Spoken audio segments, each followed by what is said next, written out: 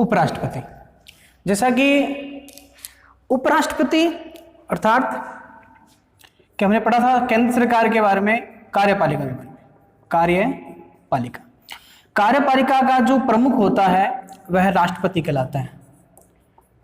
राष्ट्रपति एक अहम पद है, मुख्य पद है, जिसके कारण अगर ये पद पे न हो तो उसके स्थान पर कौन कार्य करेगा। उपराष्ट्रपति का पद केवल राजनीतिक व्यवस्था को बनाए रखना है, इसलिए हमारे संविधान निर्माताओं ने बड़े विशेष ध्यान दिया इस चीज पर कि भी राष्ट्रपति ना हो और राजनीतिक अस्थिरता आ जाए तो उसके लिए स्थिरता लाने के लिए क्या किया जाए, संतुलन बनाने के लिए क्या किया जाए, तो उन्होंने एक नए पद का सृजन किया जिसको कहते हैं उपराष्ट्रपति। उपराष्ट्रपति कार्यपालिका का दूसरा अहम पद होता है। उपराष्ट्रपति आर्टिकल नंबर, अनुच्छेद नंबर 63 में क्या लिखा है? 63 में लिखा है कि भारत में एक उपराष्ट्रपति भी होगा, एक उपराष्ट्रपति होगा जो राज्यसभा का पदेन सभापति भी होगा। कि राज्य में देश में एक उपराष्ट्रपति का पद भी होगा जो राज्यसभा का पदेन सभापति होगा। अर्थात एक पद पे रहते हुए अगर आपको दूसरा पद भी दिया जाता है तो उसे पदेन पद कहा जाता है। तो पदेन सभापति के रूप में कौन करता है? सभापति के रूप में काम कौन करता है? उपराष्ट्रपति काम करता है। किस सदन में? राज्यसभा में। तो अनुच्छेद नंबर 63 में ये साफ साफ लिखा है। उसके बाद करते हैं आगे इसके बारे में निर्वाचन। उपराष्ट्रपति के निर्वाचन कैसे होता है? उपराष्ट्रपति का निर्वाचन भी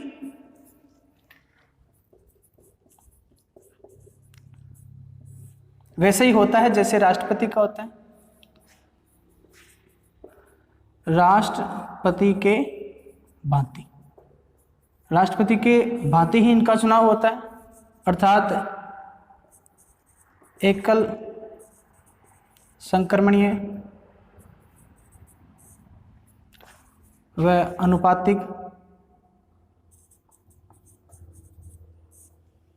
प्रतिनिधित्व पद्धति द्वारा और गुप्त मतदान द्वारा, और इनका चुनाव होता है वो अप्रत्यक्ष होता है। अर्थात जनता है नहीं चुनती, जनता सीधे नहीं चुनती इनको जनता। अर्थात इनके जो जनता द्वारा जो प्रतिनिधि चुने जाते हैं संसद के अंदर, वो सदस्य मिलकर क्या करते हैं? इनको चुनते हैं। गुप्त मतदान होता है, गुप्त तरीके से मतदान होता है। अनुपातिक एकल संक्रमणीय अनुपातिक मत पद्धति द्वारा इनका चुनाव होता है, जैसा कि हमने राष्ट्रपति का चुनाव में पढ़ा था। निर्वाचन मंडल के अंदर भाग कौन लेता है? निर्वाचन मंडल के अंदर भाग कौन लेता है? इनका निर्वाचन मंडल कैसे होता है? राष्ट्रपति के चुनाव के अंदर हमने पढ़ा था कि राष्ट्रपति के चुनाव के अंदर निर्वाचन मंडल के अंदर या चुनाव के अंतर्गत जो मतदाता है वो कौन कौन होते हैं? कि सदन अर्थात संसद के दोनों सदन होते हैं, राज्यों की विधानसभा होती है और केंद्र शासित प्रदेशों की भी राज्यसभा है वो होती है। लेकिन इसके निर्वाचन मंडल में अर्थात उपराष्ट्रपति के निर्वाचन मंडल के अंदर जो संसद है वही भाग लेती है। संसद के जितने भी सदस्य होते हैं वो भाग लेते हैं मनोनीत सहित।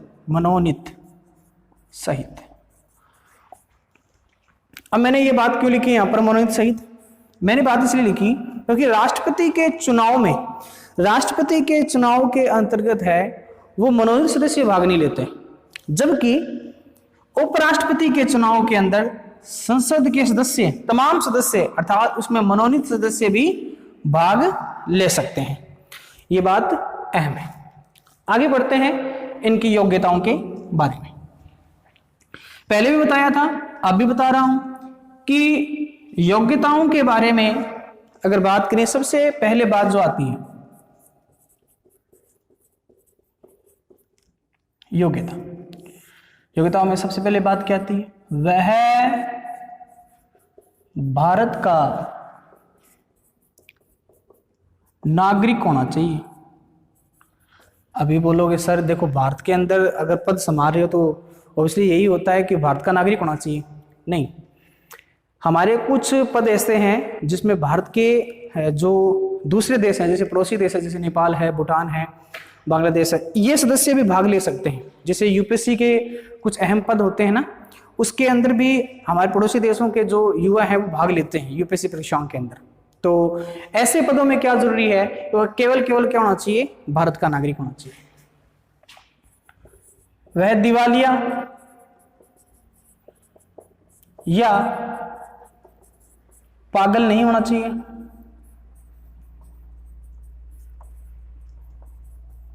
कहा जी सर ये तो बहुत बड़ी बात है कि वह दिवालिया या पागल घोषित नहीं होना चाहिए। तीसरी बात, उसकी उम्र कम से कम कितनी वर्ष होनी चाहिए? 35 वर्ष उसकी उम्र होनी चाहिए, और बाकी कितने भी हो, लेकिन कम से कम कितने चाहिए? 35 वर्ष है उसकी उम्र चाहिए। चौथा, वह राज्यसभा का सदस्य बनने की योग्यता रखता हो। यह जरूरी नहीं है कि वह राज्यसभा का सदस्य हो, केवल उसकी क्या होनी चाहिए? बनने की योग्यता होनी चाहिए।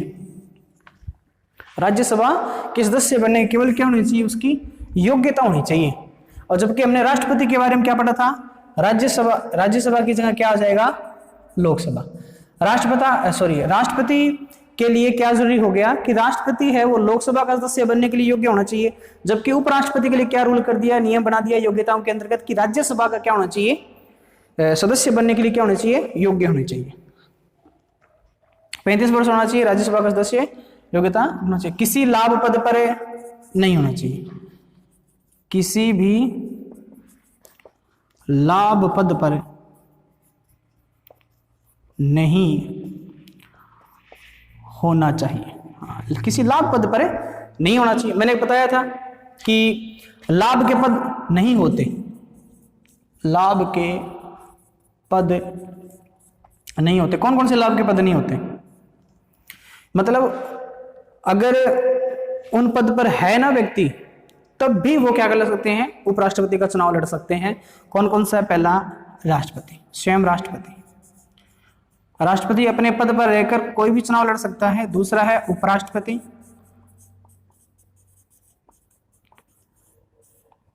तीसरा है राज्यों के राज्यपाल, और तमाम मंत्री। ये लाभ के पद नहीं होते, अर्थात इनके पद पर रहते हुए भी चुनाव लड़ा जा सकता है। ये थी अहम बातें योग्यताओं में। आगे बात करते हैं शपथ की। शपथ कौन दिलाता है? राष्ट्रपति है वो उपराष्ट्रपति को क्या दिलाता है? शपथ दिलाता है। इसके अंदर बात करें, शपथ कौन दिलाता है? राष्ट्रपति। राष्ट्रपति है वो क्या दिलाते हैं? उपराष्ट्रपति को शपथ है वो दिलाते हैं।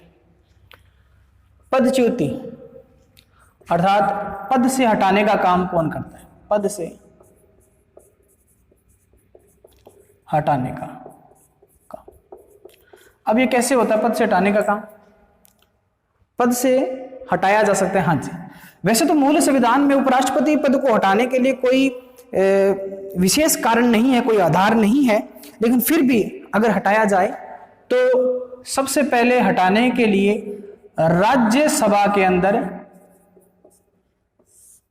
बात रखी जाती है। राज्यसभा के अंदर है वो बात है वो रखी जाती है। वैसे इनका जो कार्यकाल होता है वो 5 वर्ष का ही होता है। अगर वैसे 5 वर्ष का कार्यकाल होता है, अगर हटाना है तो राज्यसभा के अंदर क्या लाना पड़ेगा? प्रस्ताव लाना पड़ेगा, और बहुमत द्वारा इनको हटाया जा सकता है। लेकिन अब ये कंडीशन लगा दी यहां पर, लेकिन क्या कि राज्यसभा के अंदर प्रस्ताव लाया जा सकता है। वैसे अधिकतम जो कार्यकाल होता है इनका, ये 5 वर्ष क्या होता है इनका कार्यकाल। उपराष्ट्रपति का क्या होता है, ये कार्यकाल होता है। और जब तक अगर वो नया राष्ट्रपति उपराष्ट्रपति नहीं चुन के आता तब तक वो ये उपराष्ट्रपति है वो बैठ सकते हैं अपने पद पर। बहुमत द्वारा हटाया जा सकता है राज्यसभा, लेकिन इसमें लोकसभा की सहमति जरूरी होती है।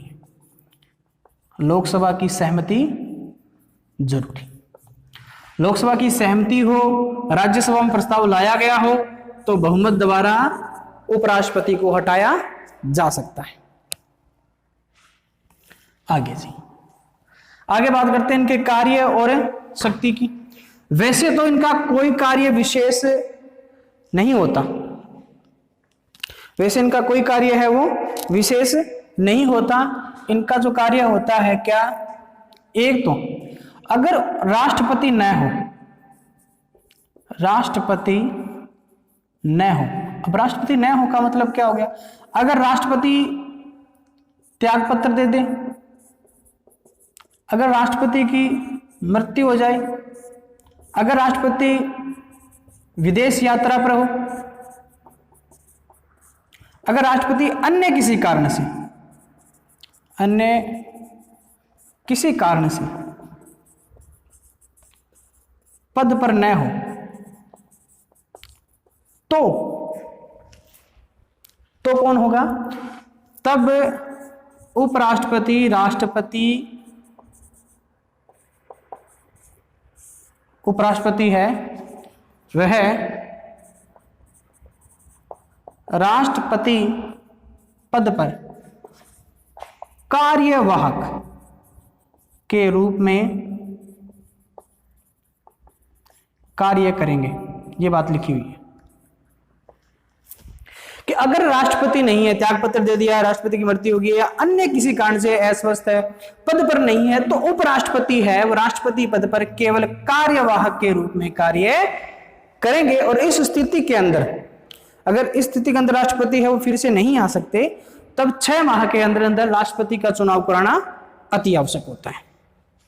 उपराष्ट्रपति, एक छोटी सी बात और रह गई थी यहां पर, अगर राष्ट्रपति और उपराष्ट्रपति से संबंधित अगर चुनाव में अगर कोई गड़बड़ी हो जाए या चुनाव है लगे कि वो सही नहीं हुआ है, तो इस कंडीशन में केवल सुप्रीम कोर्ट में सुनवाई की जा सकती है अनुच्छेद नंबर 71 के अनुसार। अनुच्छेद नंबर 71 के अनुसार केवल सुप्रीम कोर्ट के अंदर राष्ट्रपति और उपराष्ट्रपति के चुनाव संबंधित जो वाद विवाद है वो निपटान किए जा सकते हैं। ये तो बात हो गई ये। दूसरी बात उपराष्ट्रपति की क्या कार्य है, दूसरी बात उपराष्ट्रपति कार्य ये है कि वह राज्यसभा में पदेन सभापति के रूप में, पति के रूप में कार्य करेंगे। ये बात लिखी। मुख्य काम इनका यही है कि वह राज्यसभा के अंदर पदेन सभापति के रूप में क्या करते हैं, कार्य करते हैं। इस समय उपराष्ट्रपति को वेतन दिया जाता है, वो कभी भी उपराष्ट्रपति का नहीं दिया जाता। किसके रूप में काम दिया जाता है, राज्यसभा के पदेन सभापति के रूप में उनको वेतन भत्ते दिए जाते हैं, ना कि उपराष्ट्रपति के।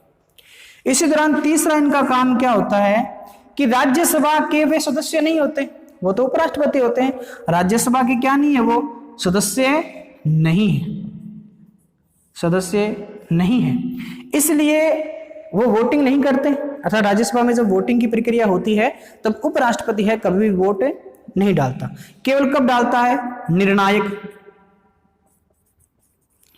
निर्णायक मत देने का अधिकार। उपराष्ट्रपति को क्या दिया गया है, निर्णायक मत देने का। निर्णायक मत देने का अधिकार का मतलब क्या हो गया कि मान लो कि भी किसी भी वाद विवाद में राज्यसभा के अंदर 50-50 मामला आ जाता है, ठीक है, 50 मामला और 50-50 मामला होता है, मतलब कोई विशेष तो आया नहीं, कौन जीत कौन हार। इस स्थिति के अंदर है वो उपराष्ट्रपति है, वो इसमें से किसी के अंदर शामिल होकर है निर्णायक मत दे सकता है, मतलब निर्णय लिया जा सके। अर्थात मान लो कि इस सेशन में आ जाता है तो एक वोट इसका हो गया उपराष्ट्रपति का, 50 ये अनुपात 51 ये, तो कौन जीत गया, ये वाला जीत गया। तो इस स्थिति के अंदर केवल उपराष्ट्रपति है वो निर्णायक मत दे सकते हैं। इसी पोजीशन के अंतर्गत है वो उपराष्ट्रपति हमारा कंप्लीट होता है। आगे पढ़ेंगे प्रधानमंत्री के बारे में।